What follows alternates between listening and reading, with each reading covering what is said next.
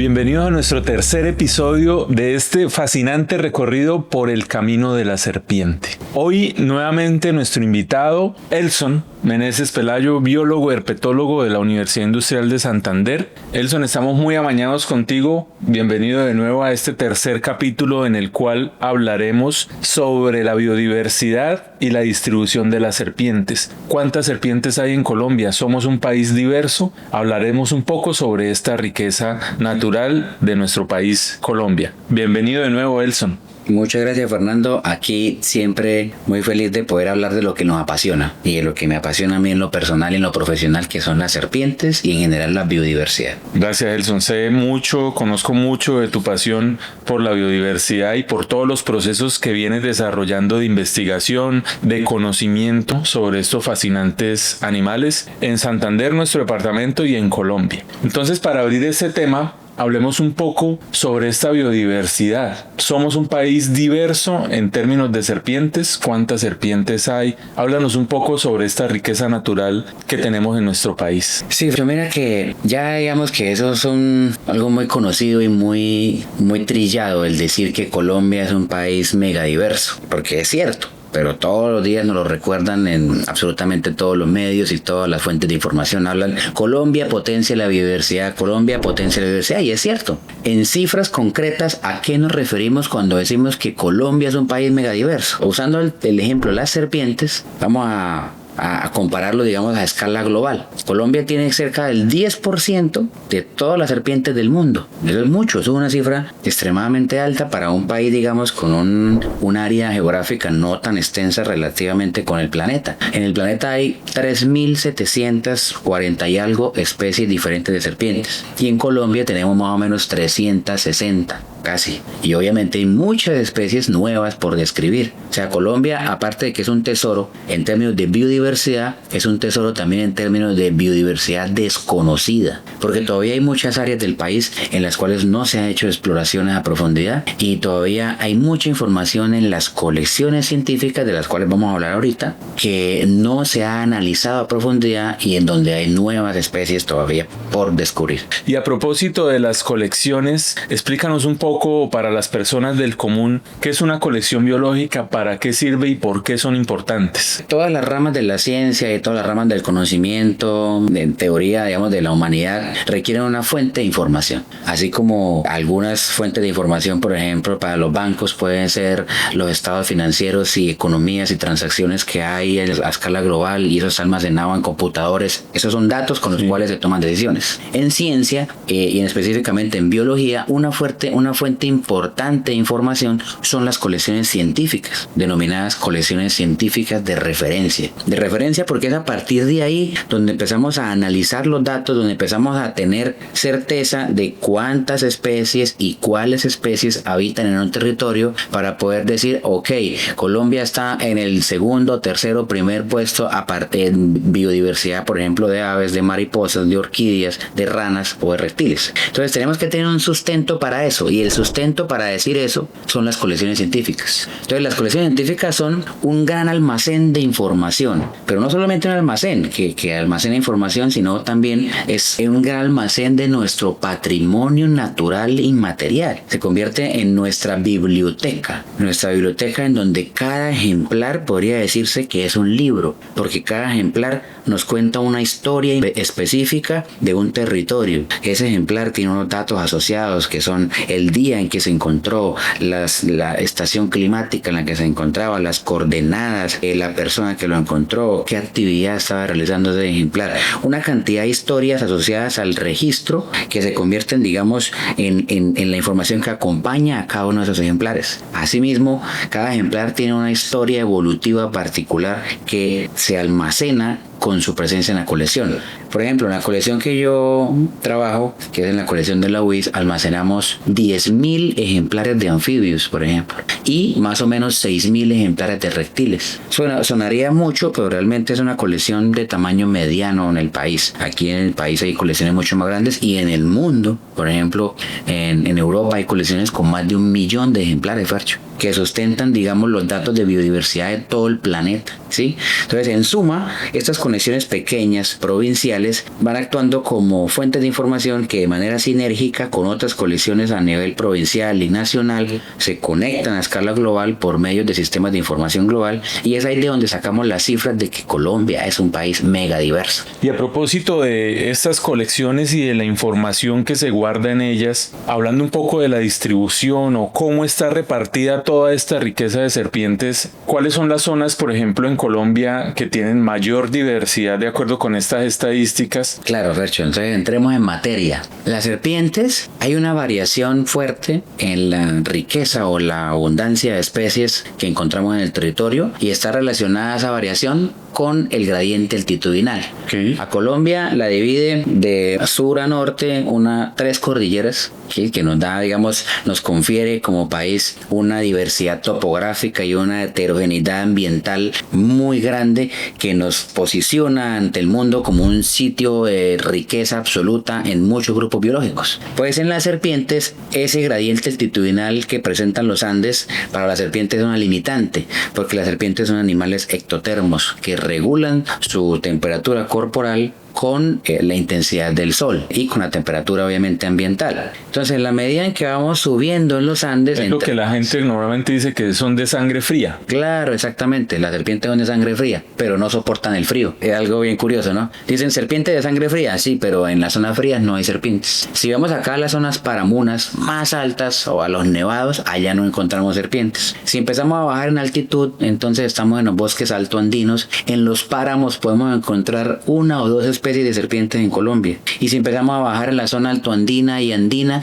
ya empezamos a ver que hay 10, 20 especies. Y si seguimos bajando a las zonas, digamos, montanas y premontanas, ya encontramos una mayor diversidad. Estamos hablando de más de 100 especies en todo el país. Y si ya nos bajamos al Magdalena Medio, por ejemplo, las tierras bajas de los llanos orientales, la Amazonía o la zona Caribe o en el Chocó, pues es donde encontramos la mayor cantidad de especies, porque es en esos territorios de zonas templadas y calientes en donde pueden soportar una mayor diversidad. En Colombia, como le decía Fercho, hay alrededor de 350 y pico especies, ¿sí? Más o menos. Aquí que tengo el dato más o menos fresco en la cabeza. Y en Santander, como me preguntabas, tenemos una tercera parte de esa biodiversidad que está en todo el país. Aquí hay 80 especies de serpientes. Número cerrado por ahora, ¿no? Cada día que vamos avanzando la investigación y que vamos conociendo más nuestro territorio y muestreando en lugares que no eran de fácil acceso antes, vamos encontrando que hay especies que no conocíamos para el departamento y que ahora están. En este momento tenemos 80, que es una tercera parte más o menos de toda la diversidad del país. Y esas 80 especies, la mayoría están en zonas medias y bajas. Por decir algo,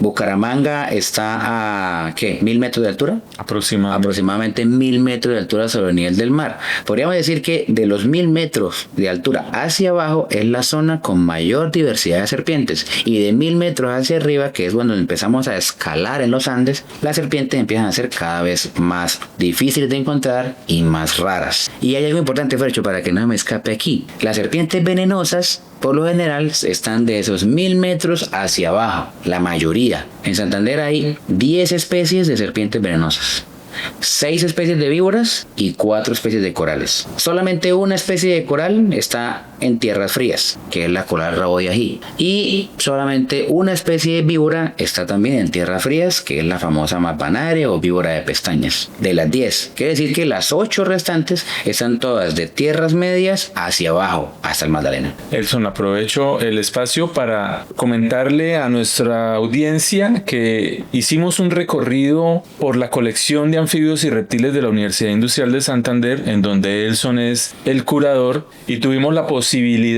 de ver cómo funciona una colección, y me llamó mucho la atención algo, y es ese tema que popularmente en diferentes partes del campo colombiano la gente confunde algunas especies de reptiles con serpientes. En la colección logramos ver algunos de estos y me gustaría ampliar un poco este conocimiento, porque quisiera que las personas entendieran que hay especies que realmente son lagartos y que no son serpientes y mucho menos serpientes venenosas. Hablemos sobre estas especies y sobre estos especímenes que comúnmente en el campo son confundidos con serpientes, pero que realmente no lo son. Buenísima esa acotación, Fercho. Y no solamente en reptiles, en los anfibios hay unos seres que se llaman cecilias, digamos el término más técnico para así decirlo, pero que en el campo la gente les dice culebras ciegas. Y son unos, digámoslo así, como serpientes largas, muy largas, de piel babosa y líquida, que realmente no son serpientes, sino que son anfibios. Los anfibios son un grupo completamente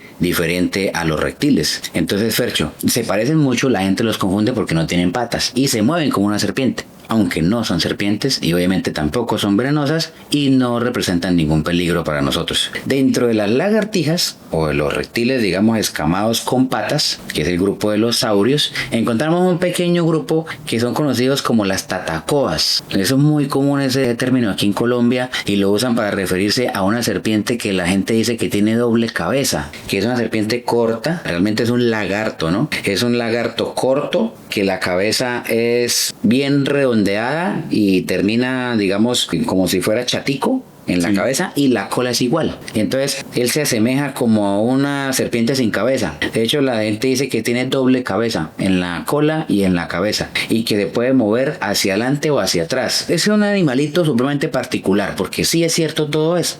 Lo único que no es cierto es que tiene doble cabeza. En realidad, la cola parece una cabeza, pero no es una cabeza. Y sí se puede mover hacia atrás. Él tiene una musculatura especializada que le sirve no para serpentear como las serpientes, sino para moverse con los músculos en contracciones que lo hacen moverse como si fuera una oruga, por así decirlo, que se mueve en línea recta, pero de repente puede parar y también puede retroceder un poco. Entonces ese lagarto, es un lagarto, no es venenoso tampoco. La gente le atribuye muchas propiedades curativas. Dicen que si meten ese lagarto en un licor como aguardiente o ron, puede curar absolutamente todas las enfermedades y uno se toma un traguito al día. Hace poco estuve en una vitrina de ventas de miel y de cosas así naturistas y encontré un frasco así enorme con una tatacoa por dentro y supuestamente estaba en ron blanco y el señor le atribuía una cantidad de propiedades impresionantes y decía, con un traguito en la mañana usted cura hasta el cáncer. No, cuesta 3 millones de pesos. ¿Qué animal es? Es una anfisbaena fuliginosa, en este caso la especie que hay acá, que es un lagarto ápodo, quiere decir un lagarto sin patas. Y la gente lo encuentra y cree que es una serpiente y sí, también... es la misma tatacoa que la gente llama en campo y claro, dicen que es muy venenoso y la gente también lo sacrifica, aunque no es venenoso. ¿Existe algún otro animal que se asemeje a una serpiente o que la gente confunda con serpientes, además de los que ya nos comentaste? Sí, hay otro pequeño, es un lagarto también, se conoce científicamente como Bachia, el género Bachia, una especie aquí Bachia bicolor. Es un lagarto pequeño, larguito, de unos 15-20 centímetros, digamos de la punta de la cabeza a la cola, que no tiene patas. A simple vista no se le pueden ver las paticas, aunque si uno lo mira con detenimiento y con un buen microscopio, puede notar que él solamente tiene paticas delanteras y son bien pequeñitas que le sirven como para excavar rápidamente, pero él se mueve como una serpiente y vive debajo de los troncos en descomposición, donde hay materia vegetal muy suelta y él se puede esconder rápidamente. La gente aquí en el campo le llama culebra araña. O sea, porque tiene forma de culebra y yo creo que como tiene unas paticas chiquiticas, tal vez el término araña, ¿no? Y de pronto dirán culebra araña porque es una culebra pero tiene patas. O también la gente le dice matacaballos. Ese término lo usan porque dicen que ese animalito puede morder los cascos de los caballos y causar una inflamación y una pudrición del casco y enfermedad en el caballo. Cosa que es completamente falsa. Es un animalito pequeño, no más de 20 centímetros, como decía, que se alimenta de pequeños insectos, principalmente hormigas y otros animalitos chiquitos que viven en la materia de madera en descomposición. No es venenoso para nada. Tuve la oportunidad, mientras visitamos la colección herpetológica de la UIS, de conocer un ejemplar de una serpiente que a mí personalmente siempre me ha fascinado, un verrugoso. El verrugoso es una especie que la gente le teme mucho, que es imponente, es una víbora grande. Verla en una colección pues fue mi primera oportunidad de conocerla, pero quisiera preguntarte no solo por el verrugoso, sino preguntarte cómo a través de una colección o de este tipo de información almacenada en un laboratorio se toman decisiones respecto a la conservación de las serpientes. ¿Hay serpientes que estén amenazadas? Háblanos un poco sobre eso. Fercho, sí. Digamos que a nivel global existe una iniciativa o una organización, digámoslo así, que es la que está haciendo un monitoreo permanente de toda la información disponible para cada una de las especies vegetales y animales de este planeta. Y esa información la va analizando, la va recopilando, la va analizando, y con la ayuda de expertos a nivel global van tomando decisiones para categorizar a cada una de estas especies dentro de un rango de amenaza conocido. Y eso nos permite a nosotros poder, como biólogos y a las entidades locales, digamos gubernamentales y no gubernamentales, tomar decisiones sobre las estrategias de conservación de un territorio, de acuerdo a qué especies amenazadas habitan ahí. Y esto lo hacen basándose en la información que exista disponible sobre esa especie, ¿sí? Entonces, en temas de ecología, de distribución y de cuántos registros existen de la especie, por ejemplo. Por eso es importante las colecciones también. Claro, entonces esto va enlazado a las colecciones porque las colecciones son la fuente de información para las categorías de amenaza, por así decirlo. Pero en serpientes pasa algo particular, Fercho, y es que las serpientes tienen una muy baja detectabilidad. O sea, en campo los biólogos se encuentran con el desafío de que van a campo y saben que van a encontrar lagartijas, saben que van a encontrar ranas, pueden encontrar tortugas, pueden encontrar cocodrilos, pero serpientes no se sabe. Hago un paréntesis ahí, Elson, porque ese tema me parece muy importante. La probabilidad de encontrarse una serpiente realmente es muy baja. Es una estadística que es de interés para las personas del común, porque realmente no es que las serpientes estén esperando a que alguien pase. Mire, los biólogos van y las buscan y a veces se vienen con las manos vacías porque no las encuentran. Entonces, muy interesante. Claro, y las serpientes son expertas en esconderse. La categoría de amenaza en las serpientes es una cosa que todavía está en desarrollo, porque es muy difícil recopilar datos de historia de vida y de distribución de unos animales que son tan difíciles de encontrar en campo. Los encuentros son muy ocasionales, muy accidentales. Básicamente las únicas personas que tienen la disponibilidad de encontrarse estos animales día a día son los campesinos, son la gente que vive en el territorio. Y precisamente, de hecho, enlazado con ese tema de las amenazas para las serpientes, tenemos que decir pues que una de las principales causas de pérdida de biodiversidad en el planeta es la pérdida de hábitat, ¿no?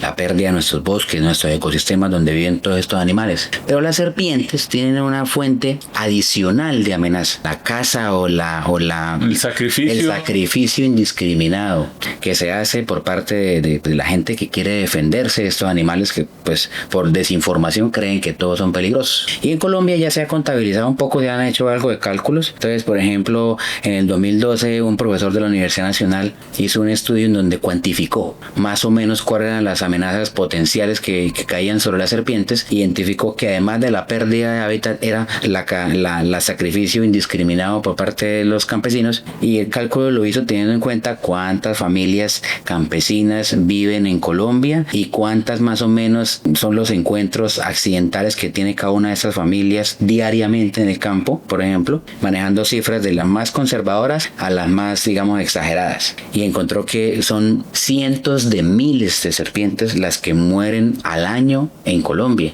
a causa de este flagelo. Entonces, estos pobres animales, aparte de incomprendidos, aparte de que existe mucha desinformación sobre ellos, tienen muchas amenazas que afectan a su supervivencia, pero que esas amenazas no son fácilmente identificables, digámoslo así, para cada especie individual, y por ende es difícil categorizarlas dentro de un rango de amenaza, a diferencia, por ejemplo, de las aves o de los primates, por ejemplo. Elson, a propósito de esto, igual existen datos o información de especies que se encuentren amenazadas en nuestro país. ¿Podemos hablar un poco sobre esas especies y algún caso particular que te llame la atención? Un caso particular es la verrugosa, o también conocida como la Quesis acrocorda. También la gente le llama cáscara de piña digamos en las zonas rurales. Esta es una especie de víbora muy venenosa, muy grande, que puede alcanzar los 3 metros de longitud fácilmente un ejemplar adulto. Pero es una especie de víbora específica de zonas boscosas, que vive obviamente metida dentro del monte, donde puede conseguir alimento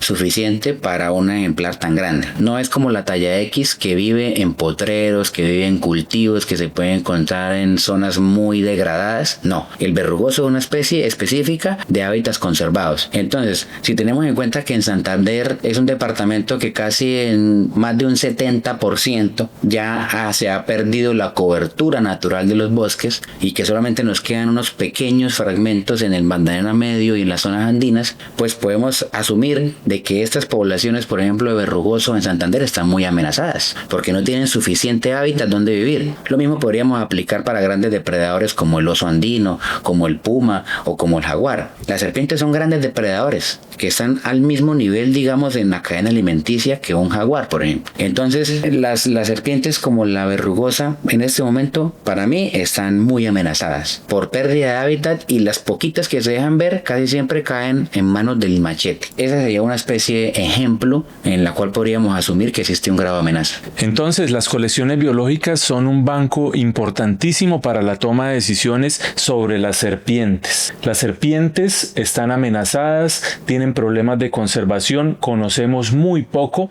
pero es importante tener información de ellas. Para cerrar, mi estimado Elson, y nuevamente muchas gracias por acompañarnos en este recorrido tan fascinante por el mundo de las serpientes. Quisiera preguntarte qué deberíamos hacer las personas del común para mejorar nuestra relación con las serpientes. ¿Cómo podemos mitigar de alguna manera estos problemas que enfrentan las serpientes en el territorio? A ver, hoy en día contamos con muchas facilidades tecnológicas, ¿no? Y de comunicación. Hay redes sociales, hay acceso a internet, digamos que casi en todo el país. La gente en el campo está mucho más informada y comunicada que antes. Antes era muy complicado acceder a cualquier tipo de información. Si no era material impreso, si no eran guías de campo impresas, lo que sea, era muy difícil. Entonces, digamos, el mensaje es a la gente del común a que se tomen un poquito de tiempo a entender la problemática de las serpientes, sobre todo la gente del campo que convive con ellas a diario y saben que son un elemento muy importante y un participante muy importante de su día a día, que se tomen el tiempo de ayudarse de elementos tecnológicos como guías virtuales, fotografías, redes sociales, preguntarle a un amigo. Hoy en día hay muchas líneas de comunicación a las cuales uno puede acceder para tomar una decisión de si una serpiente es venenosa o no. Mándele la foto a un conocido, que ese conocido conoce a un biólogo. Bueno, hoy en día se maneja así, digamos, en el mundo de las comunicaciones. Como que fulano me dijo que no era venenosa y entonces no la voy a matar, él va a venir a rescatarla. Listo. Tenemos que normalizar más esa práctica. Ese es el mensaje que le damos a la gente. Normalicemos el preguntar antes de matar. Que se vuelva una costumbre y poco a poco así vamos entendiendo la importancia de estos seres, vamos entendiendo un poquito el rol que tiene la serpiente en nuestro ecosistema donde vivimos, y sumado a eso vamos aportando información con valor científico para todo lo que hablamos hace un momento de las categorías de amenaza, estrategias de conservación, en las estrategias de gobernanza en nuestros territorios. Tenemos que apropiarnos de nuestra información. De acuerdo. Entonces, tenemos información de serpientes en las colecciones biológicas, tenemos que se encuentran amenazadas y que el conocimiento es una base fundamental para su conservación. Algo muy interesante que me llamó mucho la atención son estas estadísticas que mencionaba nuestro compañero Elson sobre la cantidad de serpientes que son sacrificadas todos los años. Miles y miles de serpientes mueren, y esto obviamente tiene un impacto muy significativo sobre los bienes y servicios ambientales. Elson, ¿cuál es ese impacto? Claro, Fercho, las serpientes, como lo decía anteriormente, son depredadores. En el equilibrio de un ecosistema, los depredadores cumplen un rol muy importante porque mantienen, digamos, que estabilizada la pirámide, digamos, trófica. Entonces tenemos productores, tenemos roedores, tenemos animales que van aportando al ciclaje de nutrientes, y son las serpientes las que hacen un control biológico para que eso se mantenga en equilibrio, que no nos salga de control, por ejemplo, los roedores, otros animales que pueden causar daño a nuestros cultivos, por ejemplo, ¿sí? Entonces, entender ese rol importante de la serpiente nos hace